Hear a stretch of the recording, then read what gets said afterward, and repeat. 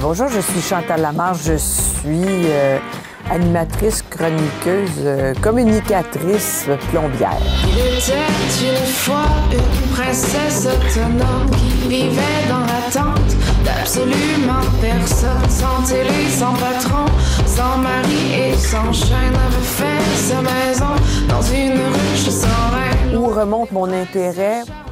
Probablement de ma naissance. Je suis une enfant avec un tempérament rêveuse. Je suis créatrice dans le sens que ce qui me porte dans la vie, c'est dessiner, lire des livres, écouter de la musique. Je suis une vraie enfant de la télé. Je suis vraiment, vraiment marquée par la télé que j'ai vue dans ma petite enfance. Et puis, c'est pas quelque chose que tu t'admets facilement si il y a personne autour de toi qui fait ça. T'as pas l'émulation, t'as pas le... Puis, tu sais, je suis pas le genre d'enfant qui s'est dit, moi, je vais être là-dedans, je vais être dans la boîte, je vais être... Sauf que c'est vraiment, vraiment ce qui prenait toute la place dans ma vie. Alors, à un moment donné, petit à petit, une forme de tâtonnement et de confiance ont fait que j'aboutis où je suis. Mon cheminement, je le trouve assez organique parce que quand j'entends les espèces de questionnements, tu sais, tu tatillonnes quand tu viens le temps de faire un choix, puis il y a du monde, ça tergiverse, puis ça veut faire plaisir aux parents, puis ça veut... Tandis que moi, on dirait que j'ai comme à un moment donné suivi ma voie. C'est pas fin, là, mais le jour où j'ai décidé que j'écoutais plus ceux qui étaient bienveillants vers moi, puis qui me disaient que c'était vraiment la pire option à prendre parce que je m'en allais vers la déchéance, la misère assurée, puis... j'allais être une indigente à 30 ans. J'allais pas survivre à ça. Ça, c'est vraiment parce que c'est quelque chose qui fait peur. C'est quelque chose qui fait très, très peur. C'est des portes... Si personne ne les a ouvertes avant toi, puis peut... Mais quand il est venu le temps d'aller au cégep, j'ai fait, bon, là, je me cache plus et je vais essayer. J'avais trouvé le secondaire un peu lourd. J'avais trouvé ça, tu sais, il y avait... une espèce de pression académique, une recherche de l'excellence, toutes sortes d'affaires dans lesquelles je ne m'inscris pas en tout. Je m'ennuyais. Puis il y avait quelque chose de convenu aussi dans... Fait que quand je suis arrivée au cégep à Saint-Jean-sur-Richelieu, j'ai fait, regarde, là, il y a la distance, là. J'habite plus loin de chez mes parents, j'ai l'autonomie d'un appartement. Et si j'essayais de faire les choix où mes envies me poussent et me portent, puis ça a été bien, bien, bien, bien payant parce que pour la première fois, je disais, je peux y aller dans la gang de théâtre, je peux y aller à la radio étudiante, je peux faire des ateliers d'art visuel, d'art plastique. Fait qu'on dirait que les ailes me poussaient, puis on dirait que ça... Fait qu'après ça, tout s'est enchaîné très, très, très facilement.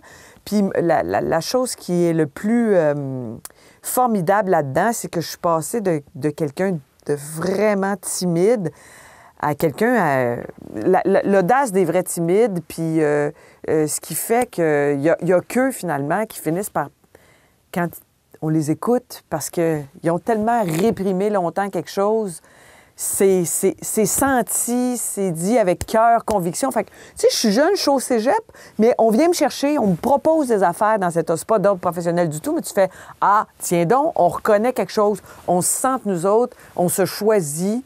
Puis ça, c'est merveilleux. C'est merveilleux. Tu viens au monde, je souhaite ça à tout le monde. Bien, je me suis inscrite en art dramatique parce que c'était vraiment mon premier choix. C'était mon cœur. C'était exaltant pour moi. J'ai trouvé ma place parce que tu n'es que dans la création. Tu t'apprends à te connaître. Puis à l'UQAM, bien, c'est démocratique, mais il y a beaucoup de monde aussi. Il faut là-dedans manœuvrer. Tu sais, c'est pas une école de théâtre où on devra t'apprendre, on devra t'utiliser, te mettre dans un casting. Là, on dirait que tu apprends tout de suite la vente, le service après-vente, l'initiative de faire, bon, on a envie de monter tel genre de show, envoyons le fait. Fait que c'était vraiment, vraiment, vraiment très, très, très sur mesure pour moi, ma personnalité. Fait que c'est sûr que je t'ai inscrite en théâtre, puis c'est sûr que c'est ça qui me parlait, mais en même temps, l'actrice, bien que j'y trouve encore, je trouve encore que c'est la vie, tu sais, de rentrer dans un théâtre en début de soirée, de s'installer, d'avoir le rituel. C'est encore, je trouve, une des choses les plus merveilleuses à laquelle j'ai eu accès dans ma vie. Mais ça n'a pas été long que, quand j'étais en train de faire une production, tout me tentait. Je fouinais partout, j'allais voir de tous les côtés. Et puis qu'après ça, c'est des accidents de parcours parce que tu finis en théâtre, là, c'est pas vrai, là.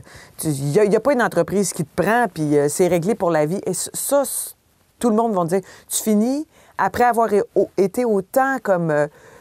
tout ton aide est sollicité à un projet, ensuite une œuvre, ensuite une pièce, où tu te ramasses devant peu de choses. Fait que je pense que c'est une forme de débrouillardise qui a fait que sans frapper très, très fort, parce que c'est quelque chose que j'avais de la difficulté à faire, on me demandait, quand on me disait, moi, je pense que tu es capable de faire ça, ça me donnait une confiance absolue.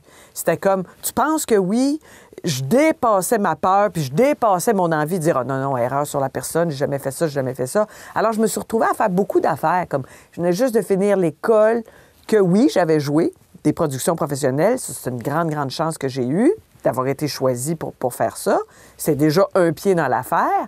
Ensuite, Jean-Marc Parent, que j'avais fréquenté au cégep, qui est un ami de cégep lointain, il vient me voir et dit, moi, regarde, je veux faire de l'humour. Je sais qu'avec toi, on est capable peut-être de commencer à écrire des textes. D'accord. On n'a rien, on a la vie devant nous autres, on n'a rien à perdre, on s'assoit. On commence à bisouner, on écrit des affaires, il fait un numéro. Je me retrouve à travailler un petit peu sur la mise en scène de ça. C'était toujours des affaires comme ça. Oui, j'en ai eu des poches d'air, moi aussi, dans ma prime jeunesse. Oui, j'en ai eu des petits moments où j'arrivais au bout du tiroir. Sauf qu'il y avait toujours quelque chose, il y avait toujours quelqu'un que j'avais rencontré qui me relançait, qui disait, gars, viens-tu, on va essayer ça, puis on va essayer ça. Je me trouve... Je me trouve chanceuse, mais je trouve que j'avais les antennes ouvertes aussi, puis que moi, ça m'a servi de ne pas être la fille avec les ambitions démesurées. C'est moi le premier rôle au TNM l'année prochaine. C'est moi qui vais être dans la série. C'est moi... Non, moi, c'est moi qui vais être là en train d'inventer quelque chose, de penser à quelque chose. Je me suis toujours vue comme ça. Je me vois toujours comme ça. Puis, je pense que ça m'a protégée de beaucoup de déceptions. J'en ai eu d'autres. Mais ça vraiment, là... C'était une bonne affaire que j'avais ça, OK, on l'essaye, OK, on le fait, on est game, on a du guts. C'était payant pour moi. C'est sûr que moi, j'ai une nature comique. J'ai essayé d'en faire fi à un moment donné, là, mais malgré moi, il y avait quelqu'un pour trouver ça drôle. Et je te dis que ma façon de vivre, ma façon de calmer mes angoisses, mon médicament, c'est très important. Moi, je prends ça ben au sérieux, rire. Faut que j'aille ri. Et je pense que réussir à faire rire quelqu'un aussi, c'est une grande, grande affaire.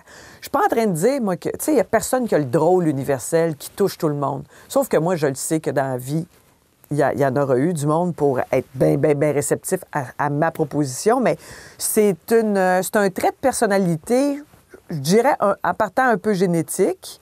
J'ai une mère qui m'a appris à rire parce qu'elle aussi, tu sais, c'était libérateur, elle aimait ça.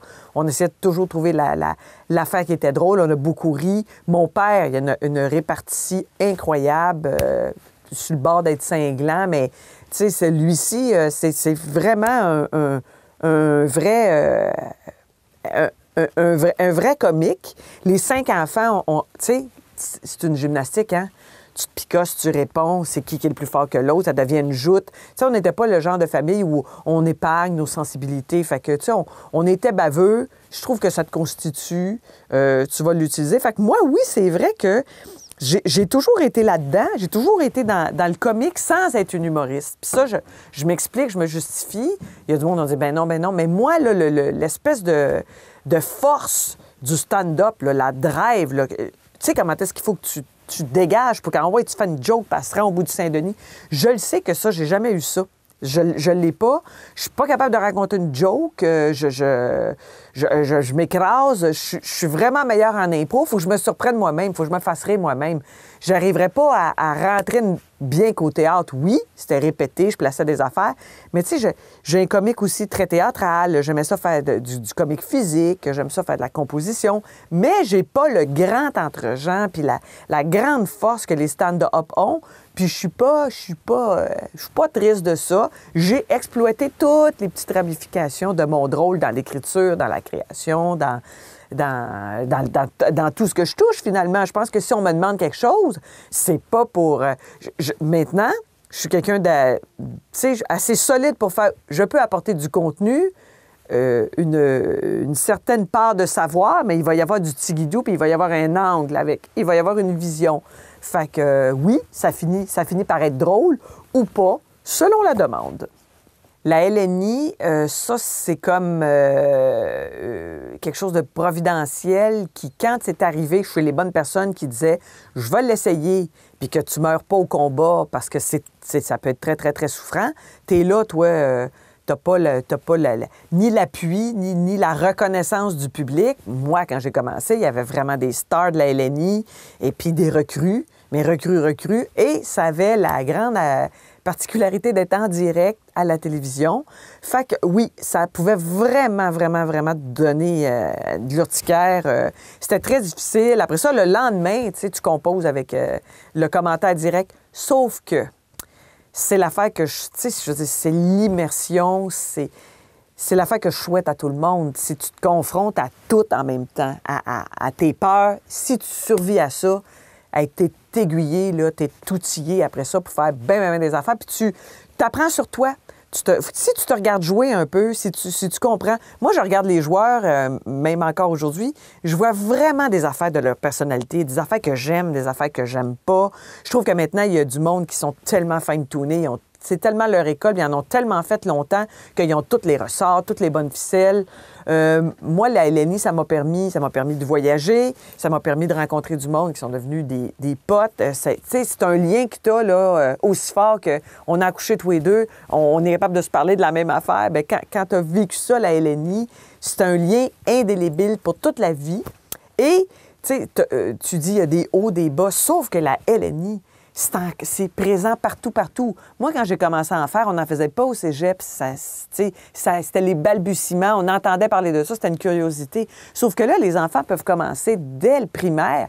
Et il y a beaucoup de jeunes qui, tout d'un coup, se révèlent. Ils ne deviendront peut-être pas des improvisateurs ni des acteurs, mais la confiance que ça leur donne, le pouvoir qu'ils ont d'exprimer quelque chose, puis que ça passe, l'inventivité, la création, c'est riche. Là, tu as ça dans ta besace pour toute ton existence après. Puis la LNI, c'est fort en Europe encore, là. Dans des petites villes. Là, je suis allée en Belgique il y a 2 ans. Vraiment une petite ville un samedi soir. Le village au complet vient voir de l'impro. Des fois, ils se réapproprient ça. Des fois, ils n'auront pas le même protocole que la LNI. Mais ça reste un show, ça reste une affaire interactive. Avec rien, avec du monde, avec un chandail trop grand et un numéro dans le dos. C'est prodigieux. C'est une grande invention.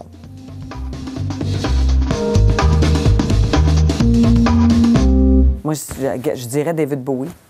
Comme plein de monde, comme... parce que... Par tout ce qu'il nous a proposé, je dirais pas que je m'identifiais, mais il a tout le temps été là. Mais, tu sais, m'aider à vivre, riche, convaincu au fond de moi qu'il était gentil, profondément humain. Mon Dieu, beaucoup de monde, beaucoup de monde, mais je répondrais à Robert Gravel, que j'ai côtoyé plus que 5 minutes parce que j'ai été sur le banc à la LNI, j'ai joué au théâtre expérimental, j'ai été quand même assez proche de lui. Et des conseils, non, Robert n'en donnait pas de conseils. Robert était un sage, un rassembleur et surtout un grand baveux. Fait qu'il fallait que tu prennes ça à l'envers, tu sais, puis que ça te serve plus tard, tu sais. C'est la seule personne dont je m'ennuie qui me dise régulièrement « Maudit que t'es niaiseuse, toi ». Moi, le conseil que je donnerais, c'est pose-toi la question, mais quelle est la raison? Quelle est la véritable raison qui te motive? Pourquoi tu as envie de faire ça? Tu sais, c'est sûr que les gens vont escamoter le besoin de reconnaissance, mais si c'est juste ça, si c'est l'argent, t'es mieux de passer à un autre appel. T'as envie de faire ça parce que tu te trouves un petit peu inefficace dans d'autres choses. Tu as l'impression, tu le sais que c'est là-dedans que tu te réalises, que ça te nourrit, puis que tu veux faire quelque chose ultimement pour ne jamais dans la vie avoir vraiment l'impression de travailler. Tu fais des efforts, mais quand tu as fini ta semaine, tu es fatigué, mais c'est pas « Ah, c'est aliénant ce que je fais, je le fais pour la paye ».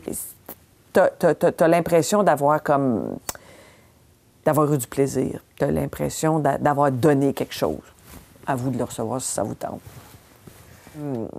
L'animation, la chronique, on parlait de la LNI, mais moi, je pense que tout ce que j'ai pris à la LNI, c'est ce qui m'a servi. D'ailleurs, il y a beaucoup de grands animateurs qui sont passés par là aussi. Parce que t'es là, tu restes dans ton flow, t'as une claque, faut que tu récupères, faut que tu sais... c'est à toi, là. Ça t'appartient. C'était ton école. Avant, il y avait peut-être des écoles d'animation, sauf que nous autres, on est self-taught, là. On s'est auto-enseigné, puis on prend du galon. Fait que moi, l'animation, ça a commencé par la chronique, et j'avais vraiment envie, moi, de quelque chose de... J'avais envie de quelque chose qui n'était pas ponctuel, comme on va faire une pièce de théâtre dans 3 mois, puis en attendant, je ne sais pas à quoi je vais galérer. Moi, je n'avais pas de patience pour ça. Je perdais mes moyens, je perdais ma confiance. C'était bien difficile pour moi. Fait qu'à un moment donné, il y a une émission qui commence où on dit on va chercher des chroniqueurs, non-chroniqueurs. Et dans la table de gens, bien, c'est comme des amis. On est allé, on a proposé une chronique, puis certains ont été choisis. Ça s'appelait Flash à l'époque. Émission culturelle, mais qui avait vraiment un autre, un poil bien différent, un ton bien artisanal au début, qui avait moins à la fin parce que c'était vraiment devenu une émission avec des dépêches, des chroniques culturelles, un survol de...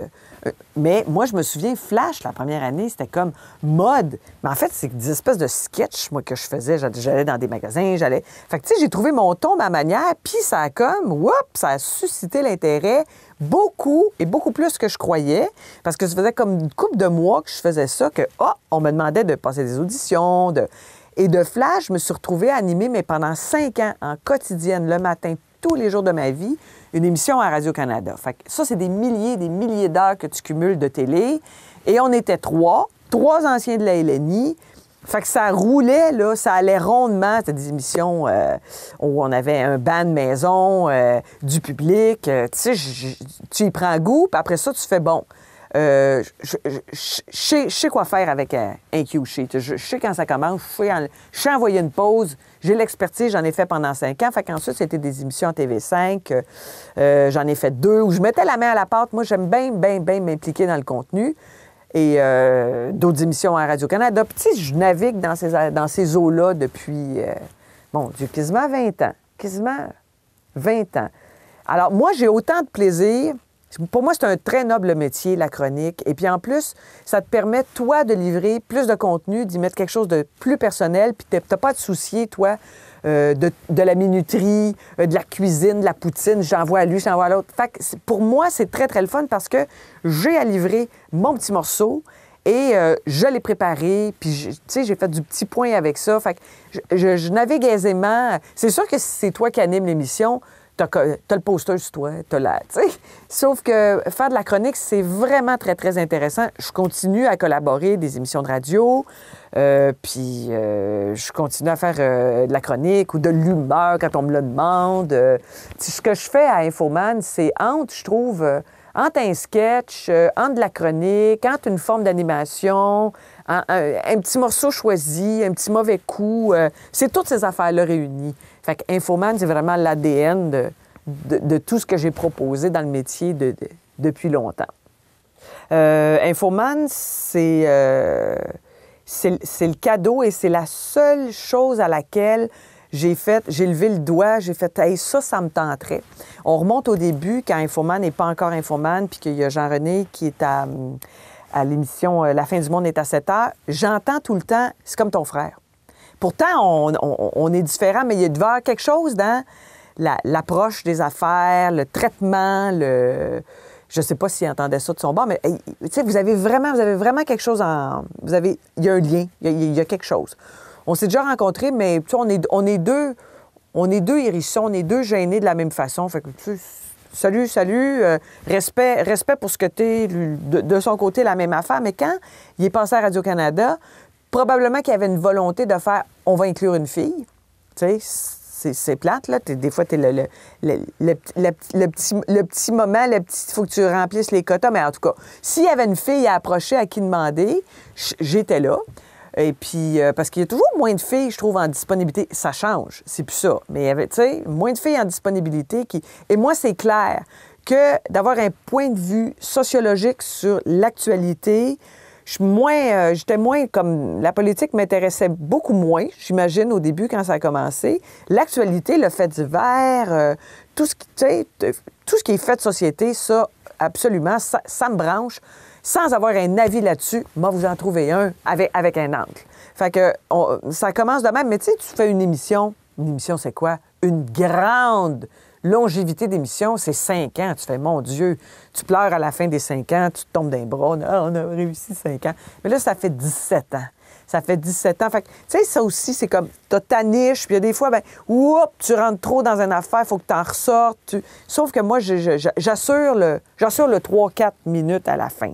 Et il y a maintenant une telle, je te dirais, une telle complicité, une telle confiance que on se sent tous les trois, là, tu sais. On se fait confiance. Moi, y aller dans ton affaire. Tu viendras dans la mienne. Fait que, tu sais, la difficulté, qui n'en est pas toujours une toutes les semaines, mais c'est de faire de quoi est-ce qu'on parle la semaine prochaine. Puis une fois qu'on sait de quoi on parle, moi, je souffre un peu, là. Je souffre un peu le samedi, dimanche. Puis à un moment donné, il y a des recherchistes, d'excellents recherchistes qui vont envoyer comme des affaires, puis je vais trouver une forme pour le traiter. Mais je pense que parce que ça se nourrit de l'actualité, puis que c'est infini, c'est pour ça que ça perdure, tu sais. Ça va arrêter quand... tout le monde va être trop fatigué ou quand quelqu'un va cogner à la porte pour prendre la place depuis longtemps ou quand le public va faire « on n'en peut plus, on est tanné ». Mais moi, je suis pas tannée, tu sais. Moi, je te dis pas qu'il y a des semaines, je cherche pas ce que je vais faire, mais moi, je suis pas tannée. Moi, je trouve encore beaucoup de plaisir. J'apprends quelque chose chaque semaine. Je teste des affaires. Je suis avec du monde que j'aime, puis l'essentiel, c'est qu'Infoman, il n'y a rien de mieux pour moi parce que c'est une petite gang, c'est artisanal. J'en fais des fois des plateaux clinquants avec bien du monde puis bien de la frénésie. Infoman, ça reste ma maison. Moi, j'aime ça. Je suis habituée au petit budget. Je suis une bonne bisouneuse. Je pense que je suis une très bonne spectatrice. Je pense que quand je regarde quelque chose qui me plaît, j'enregistre des affaires. Je me considère pas du tout une metteur en scène au même titre que, je sais pas moi, un Serge Denoncourt, un Claude Poisson, un René Richardson. Sauf que pour faire de la direction artistique, j'ai fini par avoir une petite expertise. J'ai monté des affaires qui étaient plus variétés. Fait que je expérimenté à faire des pacings, trouver des numéros, trouver l'ADN d'un show. Fait que ça, j'ai réussi à mettre ma patte sur des shows d'humoristes, sur des shows de variété, sur toutes sortes d'affaires, parce que c'est faire partie du spectacle, mais en étant l'œil extérieur. C'est en regardant ça, on dit, bon, comment est-ce qu'on fait pour rendre ça encore plus attrayant et le défi avec peu de moyens. Quand tu as peu de moyens, il faut que tu aies plus d'idées. Il faut que tu bricoles, il faut que tu bisounes. Fait que j'ai toujours fait ça et tout le monde me dit toujours, t'ennuies pas de jouer, t'ennuies pas de performer. Je le fais avec Jean-René. Je considère qu'on fait des sketchs, on joue fort, tu sais. Mais il y a comme 2-3 ans, les enfants vieillissaient. J'ai fait, moi, là, à force de me faire demander, vas-tu y aller sur une scène? J'ai dit, coudonc, je suis-tu pissou de répondre toujours non? Je suis-tu... Parce que oui, je le connais, ce plaisir-là. J'ai goûté. Ça peut être une drogue dure, là. Alors, j'ai comme bricolé, j'ai comme inventé quelque chose avec une amie qui, elle, est une musicienne.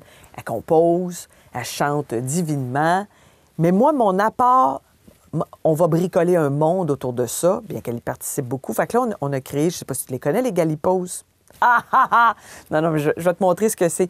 On s'est inventé 2 sœurs qui chantent en banlieue dans les années 60, qui sont des mères et qui sont des qui sont des chanteuses populaires. Fait que c'était une espèce de point de vue sur la condition féminine, sur la vie. Et c'est cette musique-là, parce que cette musique-là, je l'ai dans les veines, j'ai entendu ça, c'est beau, c'est exaltant, c'est de la musique heureuse. Fait qu'on crée des espèces de vignettes, mais ça finit par être un monde. Les Galipos sont devenus le vecteur, sont devenus le canal pour faire passer plein d'affaires. Là, c'est le 375e de Montréal. Fait que on a des chansons sur l'Expo, des chansons sur Montréal, on fait des capsules à la radio où on écoute des archives de ces années-là et on commente en Galipos. Fait que ça, c'est comme si j'avais ouvert une grosse porte, puis on entre là-dedans, puis on continue à faire nos chansons. Puis ça, c'est tout le côté performé dans la féminité, parce que c'est sûr que j'ai l'air d'un gros troc à force d'être avec Jean-René, puis à force d'être avec MC, puis, tu sais, c'est mon énergie de gars, c'est ma gosse dans ma sacoche, puis c'est... Mais je suis quelqu'un d'extraordinairement attiré par une forme de délicatesse, par une forme de beauté, Tu sais, j'écris des papiers sur la mode aux 2 semaines. C'est ça. C'est pas parce que je veux que le monde le sache, c'est parce que ça fait vraiment partie de moi, mais là, c'est exploité. Cesse donc d'être prude, le beau gilet loin d'être rude. Dans tes yeux, il n'y a que jalousie et tu rêves toi aussi. Moi aussi. De faire des guili-guili dans le cabanon avec Gilles Bisaillon. Avec les Galipos, c'est comme si c'était tout le penchant féminin et c'est fait comme j'aime. Tu sais, c'est tout est fait from scratch à maison. C'est Sylvie qui compose, son chum qui arrange, on écrit les chansons. C'est moi qui trouve les costumes. Notre ami Patrick Brunette qui réalise, tu sais, il est complice. On est tout le temps en train de regarder des scopitones, des vidéos de musique, tout ça. Fait qu'on on a créé un monde et puis on s'est ouvert une porte. Fait que oui, la scène, je dirais pas non. Un moment donné, on va avoir assez de chansons, puis on va voir ce qu'il faut. Puis j'adorerais ça, faire une tournée. J'adorerais ça. C'est devenu un repère, c'est devenu quand j'avais une vie, tu sais. C'est pas vrai. Je m'accommode bien de ma quotidienneté, de m'occuper de mes enfants. Je suis hyper occupée, emballée par tout ce que je fais. Sauf que ça serait vraiment cool. Ça serait vraiment cool de partir puis de retrouver ça. L'intimité, le contact, la salle. Hey boy, je te dis pas que j'aurais bouclé la boucle puis je peux mourir après, mais tu sais, je serais arrivée, je pourrais répondre d'autres choses que, tu sais, ça fait 15 ans. Tu veux pas faire de scène? Oui, puis non. L'appétit était moins là. Là, oui. Oui, ça me tenterait.